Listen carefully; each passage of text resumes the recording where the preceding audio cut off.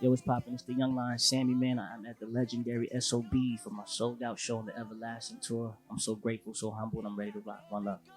I performed here actually 3 times. Today's my 3rd time. I'm in an entirely different space. I think I was like really grinding and like I guess getting it out the mud, so to speak, at that time.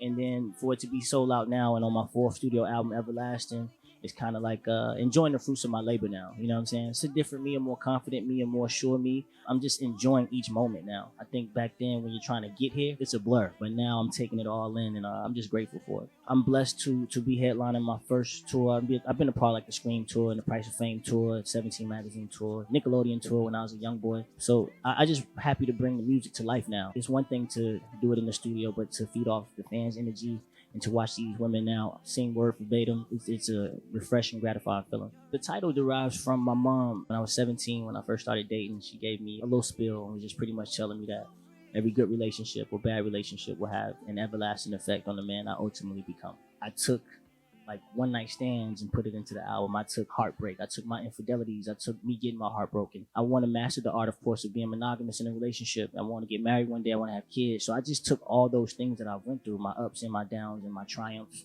and my failures as a man, and gave you an album. I look up to Stevie Wonder. That's how I got my deal, actually. I did a rendition of My Sharia Moore at the Apollo Theater back in 1999. Marvin Gaye is amazing. He's the definition of soul and swag to me. Usher Raymond. And then I know he's dealing with like the personal issues and the allegations, but I did grow up, I gotta be honest, on a lot of R. Kelly's music.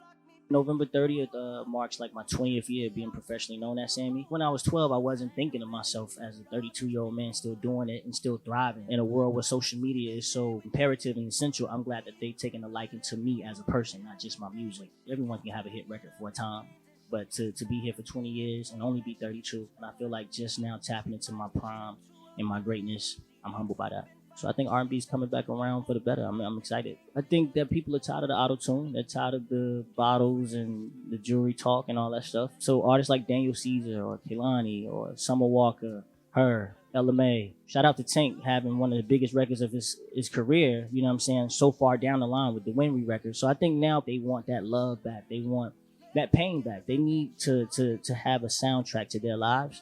And I think things that impact their spirit and their soul, that's what's been missing. When people turn on auto-tune, you turn into a robot, and robots don't have feelings. So if you take that away and really just put your passion into the music, people can feel it and it'll last a lot longer. They finally want real back. For the rest of the year, I just want to tour. I got 3 more shows, New York, DC, and Atlanta for the first leg, and then we'll crank the second leg on the fall, and then take it overseas. So I'm excited about that. But then next year, I kind of want to tackle new feats. Like music, I'm not nervous anymore about, you know? I've been doing it 20 years. I can vocal arrange myself. So I've mastered that craft. I want to tap into some acting. That gives me a nervous feeling to even say that because I've never done so before. So I want to be uncomfortable. And to grow, you have to be uncomfortable. So some acting. I think it's time for a new mogul. So some brand ambassador partnerships, some sponsorships. I'm opening up a lounge in Atlanta 2020. So I always knew music was my first love, but now that I've mastered that craft, it's time to create other realms of revenue also. And I'm big on like breaking the curse in my family of generational. That generational wealth. I want to create that. I want to make sure my sister and my brother and my parents and my kids' kids are straight, you know? So to do that, I got to diversify my portfolio.